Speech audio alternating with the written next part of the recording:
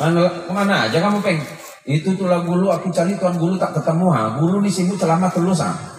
Orang lain bikin pintal, ngai punya tetangga tidak bikin pintal sama gulu katanya. Oh, cuman lah. Peng gini, peng sini kau duduk. Aku dengar dari jamaah lain tiap kali sembahyang kau tak baca amin. Cuman lah katanya. Tak boleh. Kalau kau baca waladdallin, kau baca amin. Tulang, aku bukan tak tahu. Aku Bang Pluto gala-gala amin.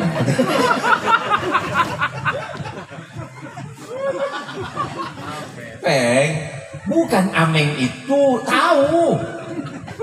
Ya ngapa pula kau tak baca ameng? Kalau aku baca ameng, nanti dia tipu aku lagi apa?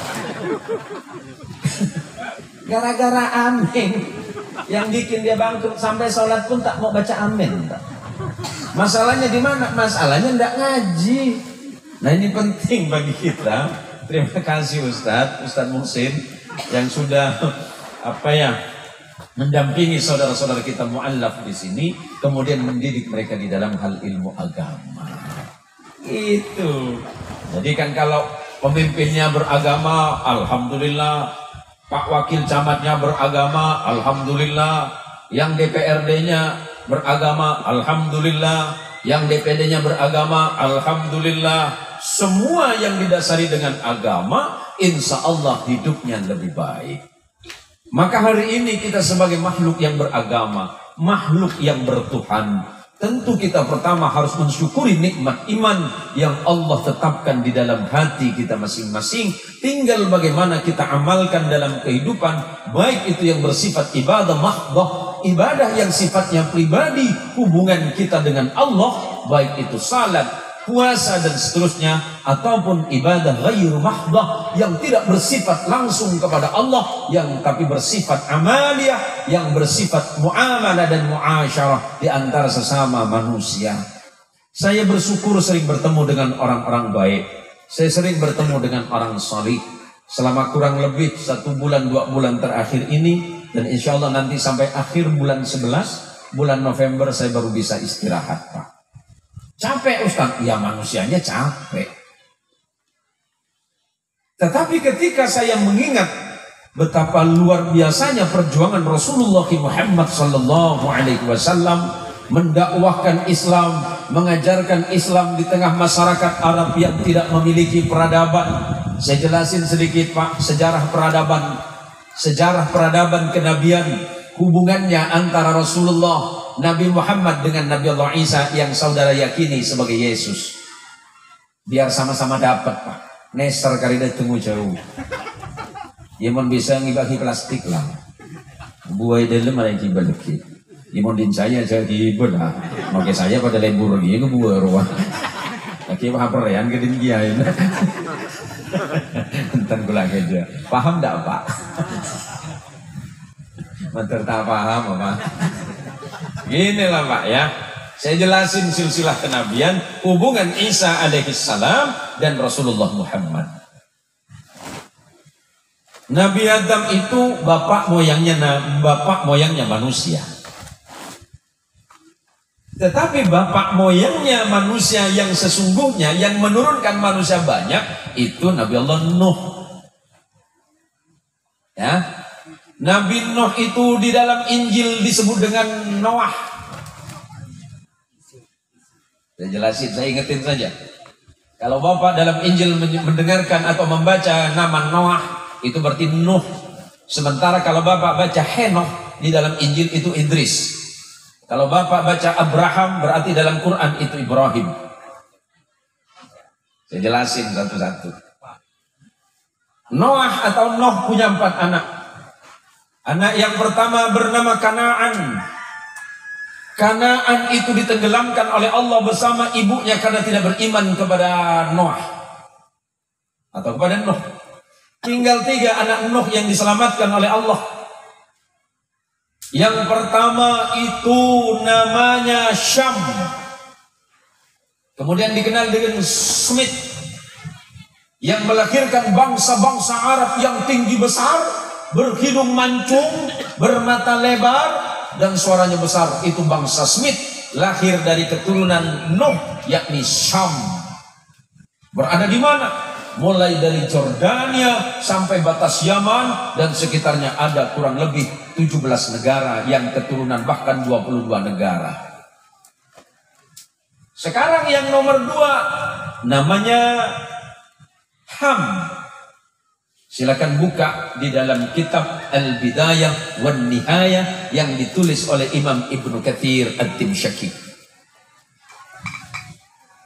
Yafis, anak nomor 3, punya keturunan yang berkulit hitam legam, berbadan tinggi besar, yang kemudian hari ini disebut dengan bangsa Afrika.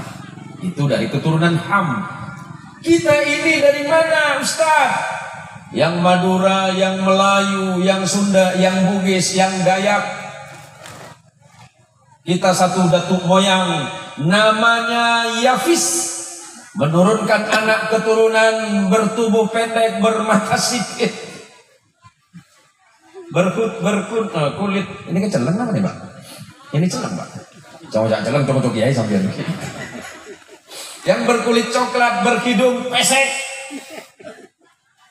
Kita ini, Pak, Dayak, Madura, Bugis, Sunda, dan seterusnya, baik bangsa-bangsa Manchu. Di mana orang Manchu?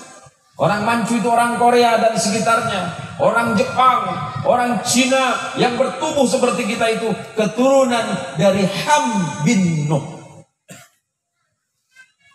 Ini bangsa manusianya dulu. Salah satu keturunan yang saya sebut tadi, sekalian belajar sejarah nih, Pak. Ini biasa saya sampaikan di kuliah S2, Pak. Saya gratis untuk sampean ini. Tak usah bayar, Pak. Yang saya kalau pahit lagi berkata.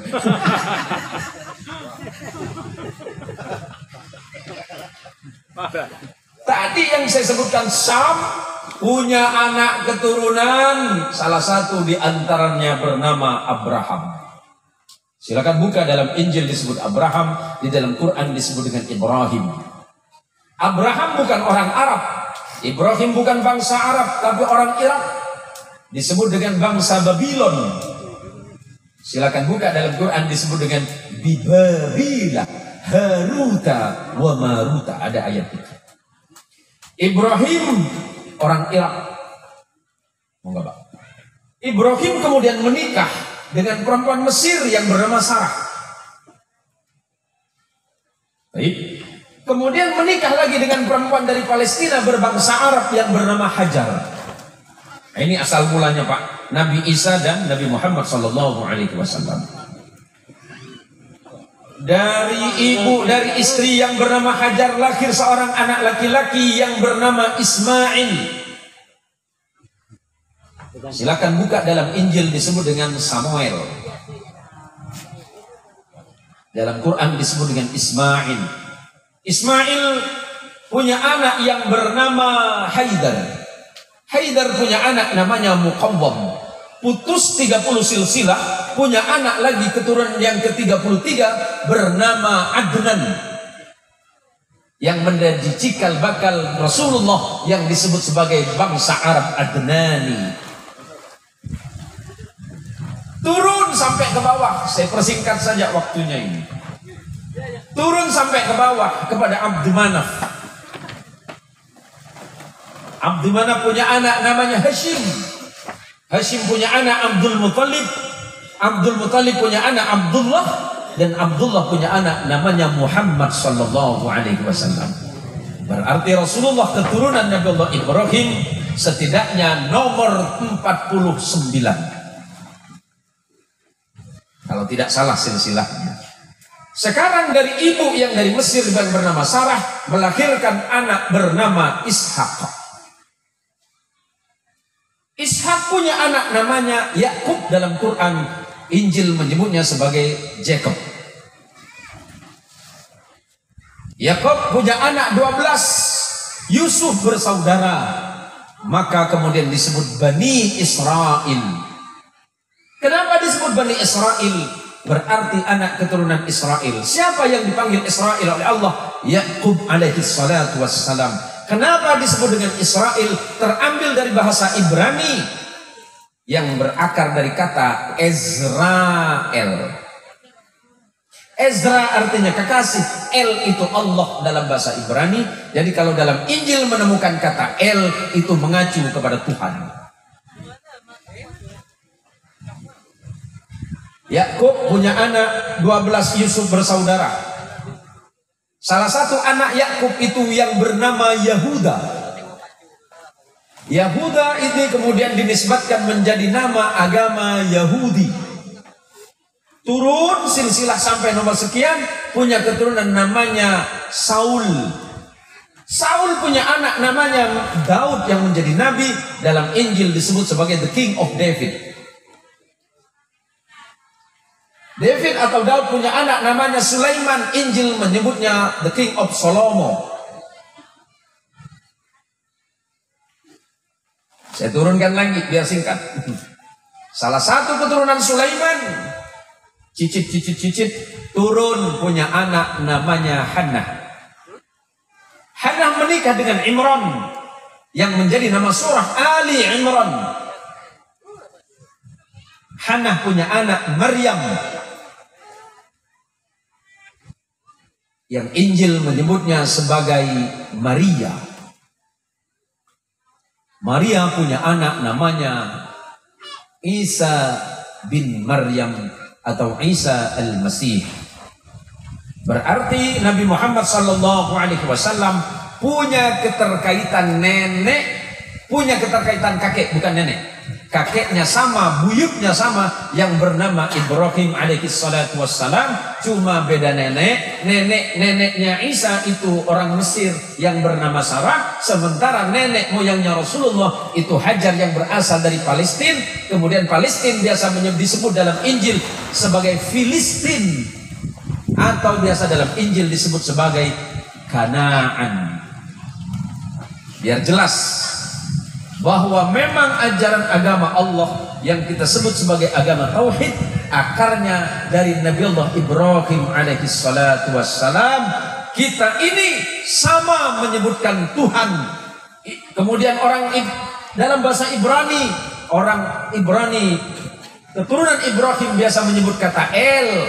Sementara kemudian orang Nasrani yang dulu asalnya berbahasa Aramaik di sekitar Suriah dan sekitar Filistin menggunakan bahasa Aramaik, menggunakan kata ilah atau iluhi, yang hari ini saudara menyebutnya sebagai Allah. Umat Islam menyebutnya Allah. Kenapa perlu saya sampaikan? Biar nggak ribut terus. Jangan ribut Tuhan, Pak. Gak usah ribut tentang Tuhan, tapi jadilah hamba Tuhan yang baik. Yang masuk masjid jadilah hamba Allah yang baik. Jadilah muslim yang baik, yang mengikuti ajaran Rasulullah Muhammad sallallahu alaihi wasallam yang kita sebut sebagai haqiqatul Muhammadiyah. Sebagai umat yang selalu patuh dan pasrah kepada kehendak Allah dan mengikuti ajaran Rasulullah Muhammad sallallahu alaihi wasallam.